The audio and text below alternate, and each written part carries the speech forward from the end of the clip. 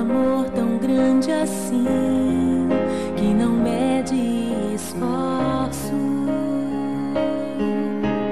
Mãe, cada dia que passa eu vejo em sua vida um modelo de dedicação sem fim.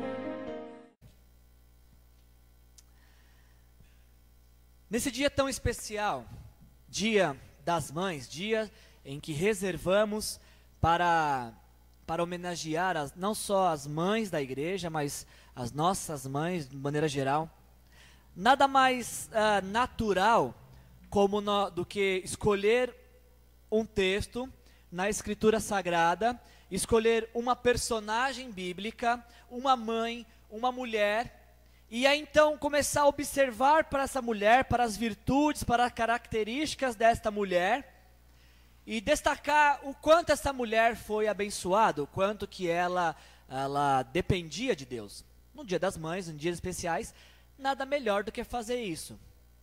Nós escolheríamos uma personagem bíblica, e as mães aqui presentes começariam a prestar atenção em que tipo de mulher e que tipo de mãe foi esta mulher, e olhando para as virtudes dessa mulher, os conflitos que essa mulher teve, as vitórias que essa mulher teve, as mães aqui presentes pensariam: poxa, como seria bom se eu fosse uma mulher igual esta que está sendo falada. Olha, eu quero como exemplo para minha vida essa mulher, ela é uma guerreira, ela é uma vencedora e talvez me sirva de um bom exemplo. Só que quando a gente faz isso, quando a gente olha para a Escritura e olha para os seus personagens, a Bíblia, acima de todas as coisas, além de todas as coisas, ela nada mais é do que um livro de história. A Bíblia também é um livro de história, é um livro sagrado, é a palavra de Deus, mas é um livro também de história, que conta a história de diversas pessoas.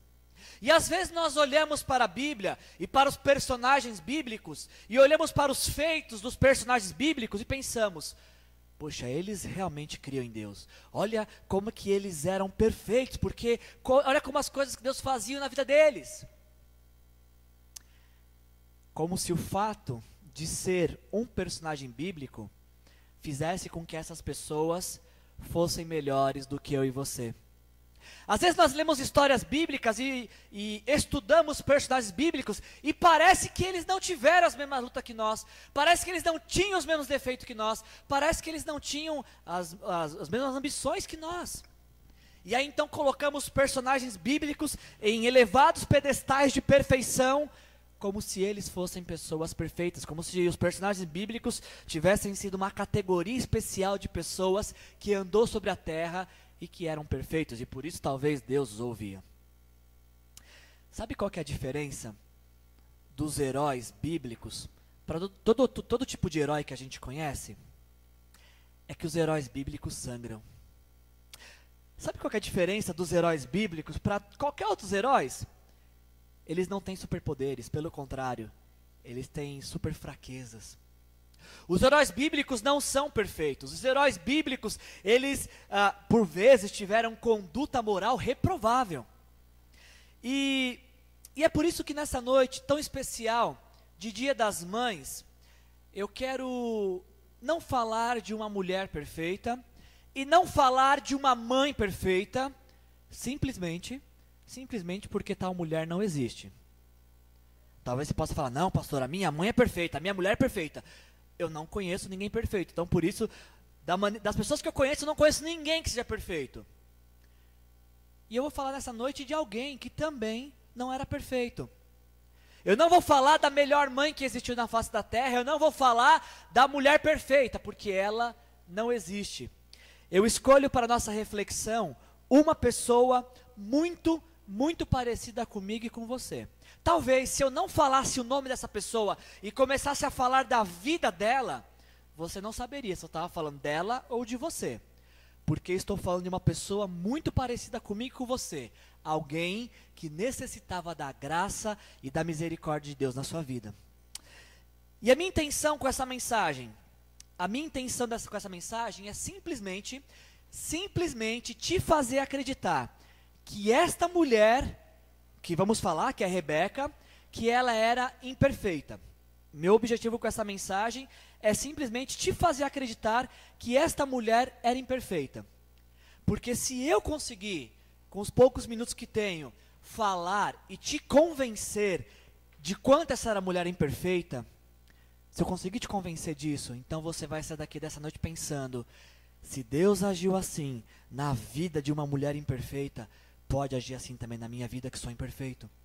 Se Deus fez o que fez na vida desta família que não é perfeita, então esse Deus também pode fazer algo na minha família nesta noite, em nome de Jesus. Quero conversar com vocês sobre Rebeca, a mulher da nossa reflexão dessa noite, a mulher que escolhemos para falar no Dia das Mães é Rebeca. E a história desta família, ela é muito interessante porque é uma história que começa com um milagre. A história desta família, ela se inicia com um milagre. Se você olhar em Gênesis 25, versículo 21, diz assim, Isaac orou ao Senhor em favor de sua mulher, porque ela era estéril. O Senhor respondeu à sua oração, e Rebeca, sua mulher, engravidou. Quando a gente lê esse versículo 21, assim, numa leitura dinâmica, rápida, parece algo tão simples, né? Isaac casou, a sua mulher era estéril, ele orou por ela e ela engravidou. Parece algo tão simples, parece algo tão fácil por ser um personagem bíblico. Nossa, olha que interessante, a mulher era estéril, o homem orou e pronto, ela engravidou. Por trás desse pequeno e simples versículo, existem coisas preciosas que precisamos prestar atenção. A primeira coisa que a gente precisa destacar deste simples versículo, que não é tão simples, é que Isaac, ele é o filho da promessa de Abraão. Se você começar a ler sobre em Gênesis 12 em diante, Deus escolhe um homem chamado Abraão e diz para ele assim, Abraão, você será pai de uma multidão, através de você vai existir uma nação. E Abraão acolhe essa palavra, acredita em Deus, e Deus lhe dá um filho, que é o Isaac, marido de Rebeca. E aí a promessa que é feita a Abraão passa para Isaac. Isaac, através de você, eu vou cumprir essa promessa de uma grande nação. Você será instrumento para uma grande nação. Através de você, muitos virão. Tem alguma coisa aqui que não está conectada, não está batendo. Porque, primeiro, Isaac tinha a promessa de ser o pai de uma numerosa nação, de ter muitos filhos. Mas como é que você tem muitos filhos com uma mulher estéril? Tem uma coisa que não está batendo aqui. Isaac seria o pai de nações, mas casou com uma mulher estéril? Das duas, uma aqui. Ou ele estava enganado da promessa e não seria pai de nações, de numerosas nações. A promessa não era para ele, era só para o pai dele. Ou ele estava enganado, ou ele errou na escolha da mulher. Como é que você vai me escolher uma mulher estéril, Isaac? Tanta mulher no mundo, você escolhe uma estéril? Das duas, uma. Ou Isaac entendeu errado a promessa, ou casou com a mulher errada. Esse seria o pensamento lógico.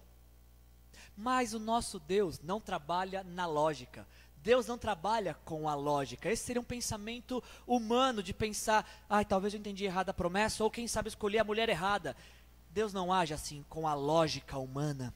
Deus faz muito mais do que pedimos ou pensamos. Quando Ele encontra um homem, uma mulher de fé. Isaac amava sua esposa Rebeca. Sua esposa era estéril. Ele tinha uma promessa sobre a vida dele. E o que ele faz nessa situação? Ele ora. Ele ora. Porque ele sabia que o Deus que havia prometido era fiel. E se Deus quisesse, Ele podia curar sua esposa Rebeca, para que a promessa chegasse até a vida deles. Isaac ora por sua esposa. Ele clama a Deus por sua esposa. Só que eu queria chamar a atenção de vocês, porque essa oração também não foi uma simples oração. Presta atenção comigo. Preciso da ajuda de vocês. Eu sei que vocês são pessoas inteligentes, que têm uma percepção muito apurada. Me ajudem, por favor. Olha para o versículo 20. Todo mundo lá, Gênesis 25, 20. Respondam para mim. Quantos, de acordo com Gênesis 25, 20, quantos anos Isaac tinha quando se casou com Rebeca? Quantos anos? Muito bem, Isaac quando casou com Rebeca tinha 40 anos. Versículo 26. Quantos anos Isaac tinha quando as crianças nasceram? Quantos anos?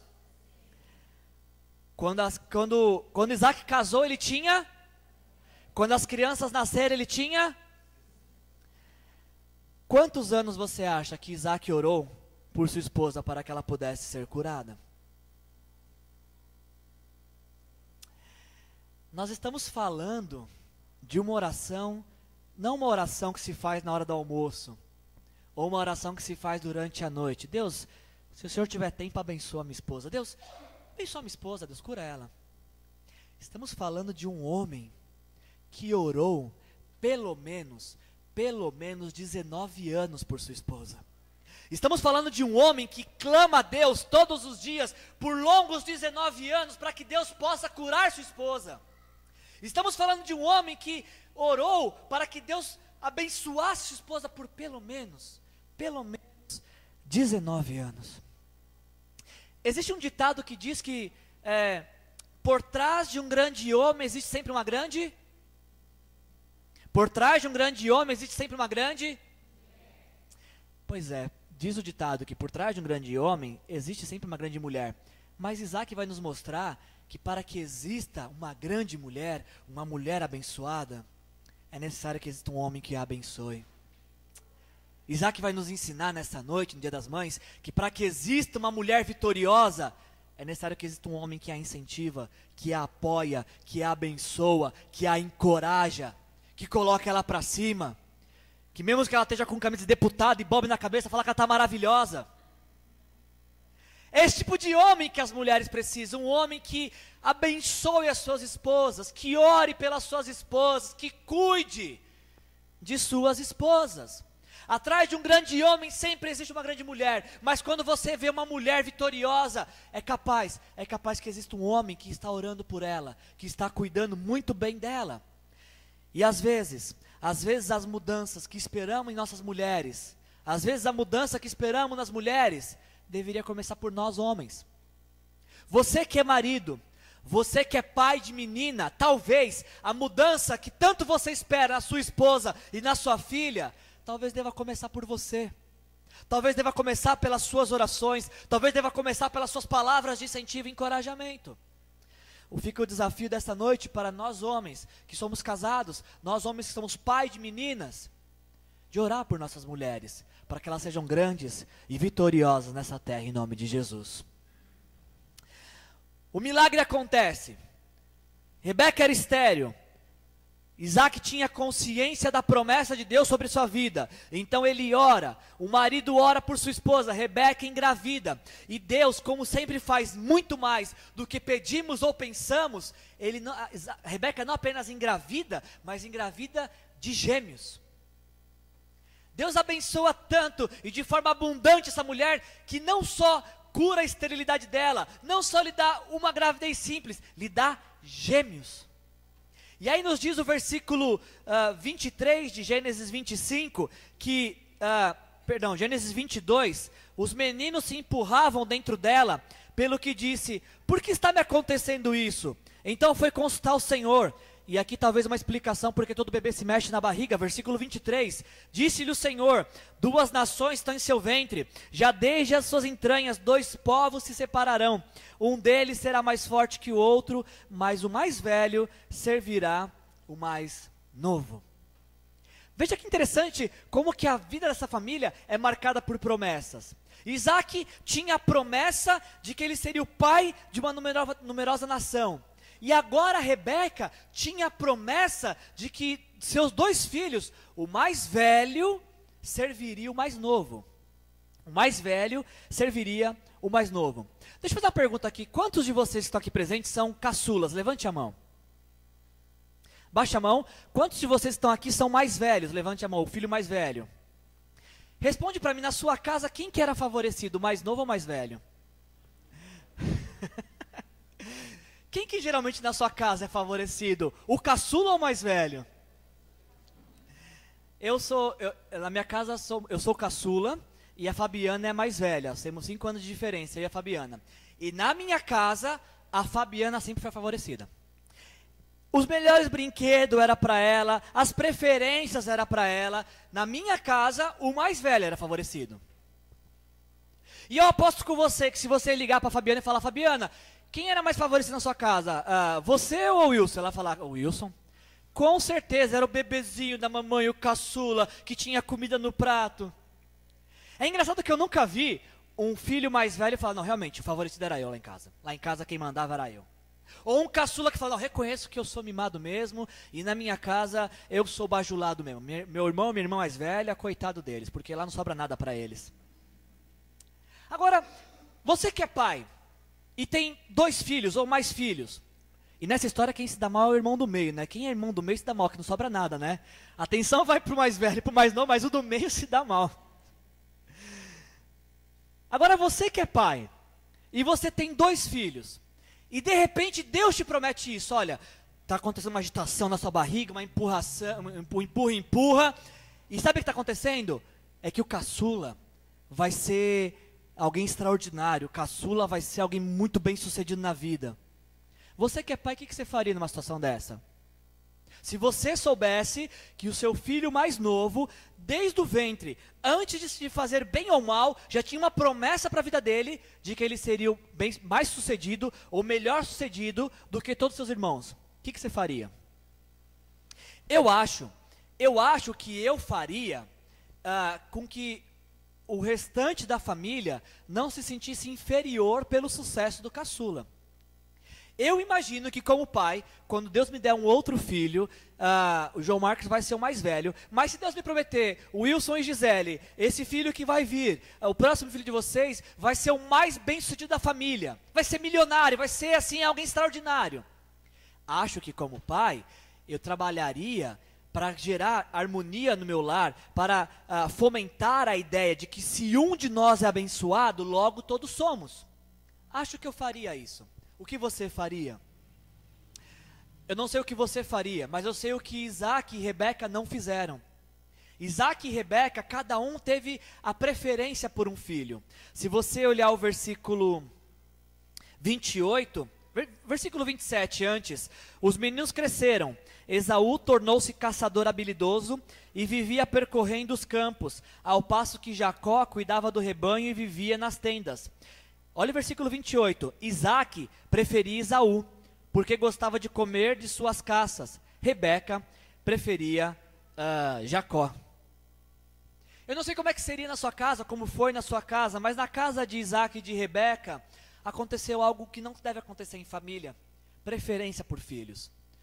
Isaac, por algo natural, prefere o primogênito, o mais velho, porque na lei do Antigo Testamento, o primogênito, o primeiro filho, o filho mais velho, ele é o herdeiro de todas as coisas. Então, nada mais natural de que Isaac desse preferência para Esaú, o seu primeiro filho. Rebeca, por sua vez, quem sabe movida por esta promessa, desde o ventre materno, dá preferência para o Jacozinho. Ela prefere o Jacó. E aí começa a acontecer um partidarismo em casa, onde o pai prefere um e a mãe tem preferência por outro. Jacó tinha a promessa. Esaú tinha a preferência do seu pai. Jacó tinha a preferência da sua mãe, mas Esaú tinha a seu favor o direito de filho mais velho e herdeiro de todas as coisas do seu pai. No coração de Rebeca habitava o que Deus prometeu. Mas no coração de Isaac habitava a lógica da vida de que o mais velho é o herdeiro de todas as coisas. Nós não sabemos, Gênesis 25, a Bíblia não nos fornece detalhes de saber se esta promessa que Deus fez para a Rebeca, das crianças que estavam no seu ventre, nós não sabemos se essa promessa toda a família sabia ou se apenas Rebeca sabia.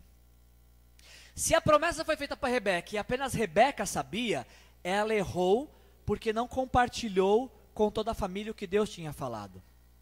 Agora, se Rebeca recebeu a promessa e compartilhou com a família, então Isaac aqui foi negligente porque ele não deu ouvidos ao que Deus tinha falado, ao que Deus tinha prometido. Na sua opinião, ouvindo esses relatos, quem você acha que estava certo e quem estava errado? Isaac ou Rebeca? Eu acho, embora a Bíblia não nos fale, eu acho que Isaac estava errado. Eu acho que Rebeca recebe a promessa de que o caçula será maior que o mais velho. Ela compartilha com sua família e Isaac a negligencia. E por que eu acho isso? Primeiro porque Jacó, ele não se esforçaria depois lá em Gênesis 27, tanto para conseguir o direito de primogenitura do seu irmão. Lembra que a gente leu no finalzinho do capítulo 25 que Jacó faz uma manipulação, uma armadilha e pede para que seu irmão Esaú lhe venda o direito de primogenitura? Penso que se Jacó não soubesse desta promessa, ele não tinha por que desejar tanto pelo direito de primogenitura. Se Jacó não soubesse da promessa, ele não entraria nesse plano maquiavélico que sua mãe bolou para que ele enganasse seu pai. É por isso que eu penso que a família sabia. E também penso que a família sabia porque quando lemos Gênesis 27, depois que Isaac abençoa Jacó com a bênção do primogênito e descobre que foi enganado por Rebeca e por Jacó, Isaac não retira a bênção. Isaac não remove aquilo que tinha dado.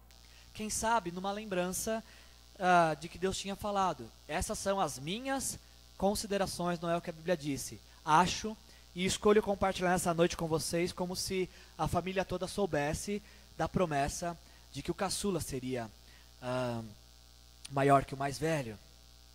A conclusão dessa história, ela começa em Gênesis 25, 29, quando Esaú troca o seu direito de primogenitura por um prato de lentilha. Olha lá, Gênesis 25, de versículo 32 e 33. Gênesis 25, 32. Respondeu-lhe Jacó: venda-me primeiro o seu direito de filho mais velho. Disse-lhe Esaú: estou quase morrendo, de que me vale esse direito? Jacó, porém, insistiu: jure primeiro. Ele fez um juramento vendendo o seu direito de filho mais velho a Jacó. E o versículo 34. Então Jacó serviu a Esaú pão com ensopado de lentilhas. Ele comeu e bebeu, levantou-se e se foi. Assim Esaú desprezou o seu direito de filho mais velho. Aqui começa o término dessa história. Jacó tinha tudo o que ele precisava agora. Ele já tinha a promessa que foi feita antes dele nascer, de que ele seria maior que seu irmão mais velho. E ele tinha agora o direito legal, porque ele comprou o direito de primogenitura. O que é que faltava então para Jacó agora? Faltava só esperar Deus fazer aquilo que se propôs a fazer. E aqui talvez esteja uma das maiores lutas humanas: esperar pelo tempo de Deus. Existia uma promessa feita para Rebeca: seu filho caçula será grande. Rebeca comunica essa promessa para seu filho Jacó: Deus me disse que você será muito grande, que você será abençoado. Jacó compra o direito de primogenitura de Esaú. Ele tem agora a promessa e o direito. O que lhe falta? Esperar. Mas parece que ter o direito e ter a bênção não era o suficiente para Jacó e nem para Rebeca. Porque Gênesis 27, eles começam a elaborar um plano, a arquitetar algo para mudar esse cenário, para que Esaú não ganhasse a bênção de seu pai. O capítulo 27 nos mostra uma cena muito triste de um desarranjo familiar, quem sabe criado por aquela preferência entre filhos, onde Rebeca induz seu filho Jacó a mentir para seu pai, para obter uma bênção que já lhe estava reservada, que já lhe estava garantida. Rebeca não precisava desse artifício de manipular para que Jacó fosse abençoado, porque ele já estava abençoado. Deus já havia dito. A consequência da manipulação de Rebeca, a consequência de Gênesis 27, é que Jacó engana seu pai, recebe a bênção que era de Esaú, então isso desperta no coração de Esaú o desejo de matar seu irmão Jacó.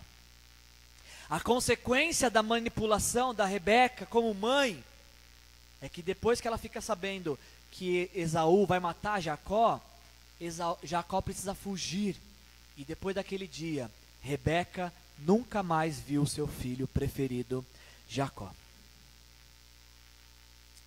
Hoje é uma noite especial, hoje é dia das mães e a mensagem dessa noite visa abençoar em primeiro lugar as mães, mas não só as mães, uma mensagem que visa nos abençoar todos nessa noite.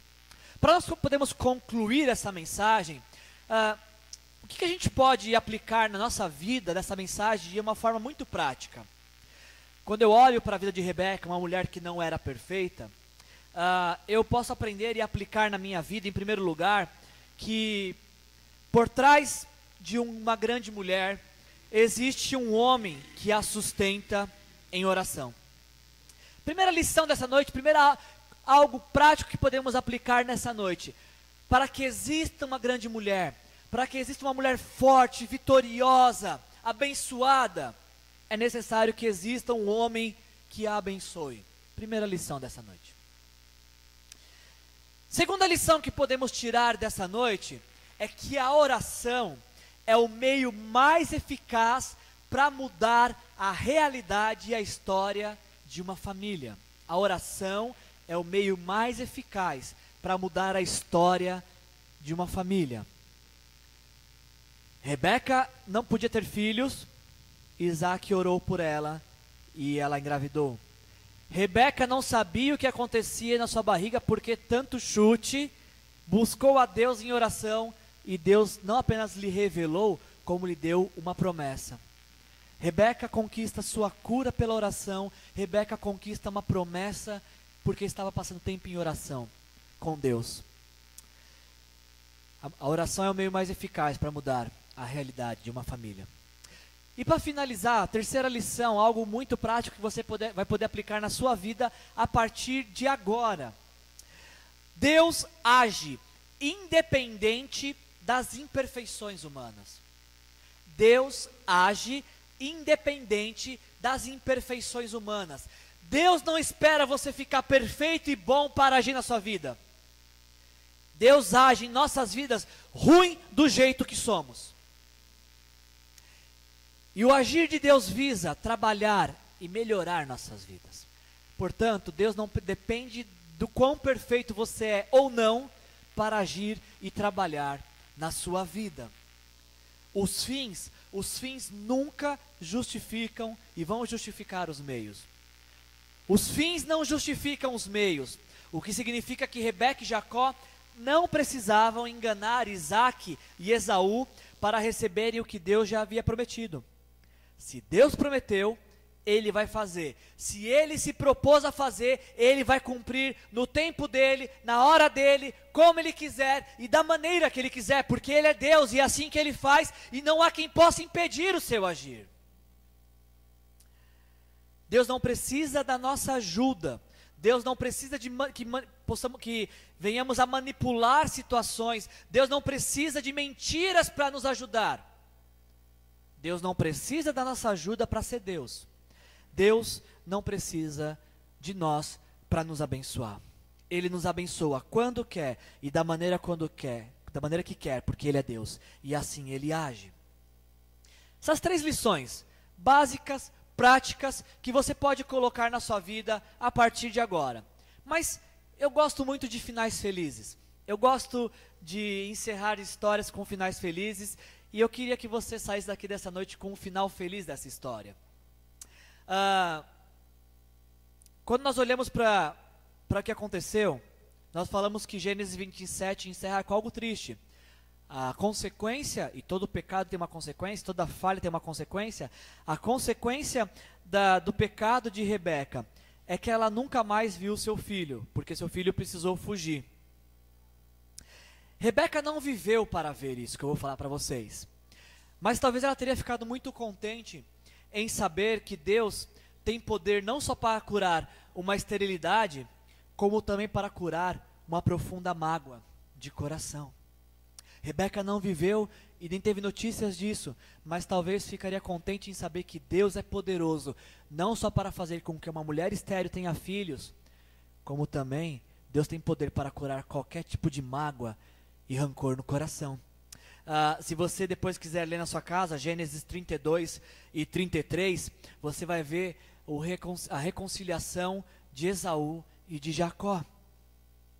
Essa história não acaba em morte, essa história não acaba em tragédia, porque Deus intervém e aquilo que Rebeca errou, Deus conserta e faz com que Esaú e Jacó se reconciliem. Quem sabe até mesmo Jacó não ficou muito tempo esperando por esse momento, onde seu irmão viria e cumpriria o que tinha falado, que iria matá-lo. Rebeca morreu sem saber que seus filhos se reconciliariam. Jacó por muito tempo viveu com essa ansiedade de que a hora que meu irmão me encontrar, a casa vai cair para o meu lado. Mas a lição mais preciosa que eu quero deixar para vocês no Dia das Mães, nessa noite, é o que aquilo que Deus prometeu, Ele cumpre. Essa é a lição mais preciosa da noite. O que Deus prometeu, Deus cumpre. Deus prometeu que Isaac seria o pai de numerosa nação, curou sua esposa estéril. Deus prometeu que o caçula, Jacó, seria o mais abençoado. E o ódio do seu irmão não foi capaz de interromper essa promessa de Deus. Deus, para cumprir sua promessa, toca no coração de Esaú, para que ele possa perdoar Jacó. Jacó permanece vivo, abençoa não só o seu irmão, abençoa toda uma nação, todo um povo, gerando a descendência de homens e mulheres que iriam gerar Jesus. Rebeca, eu não sei se você a via assim, ou se você vê qualquer personagem bíblico assim, mas tanto Rebeca como qualquer personagem bíblico que não Jesus, tirando Jesus da história, todos os outros personagens bíblicos não são perfeitos. Eles também não têm famílias perfeitas.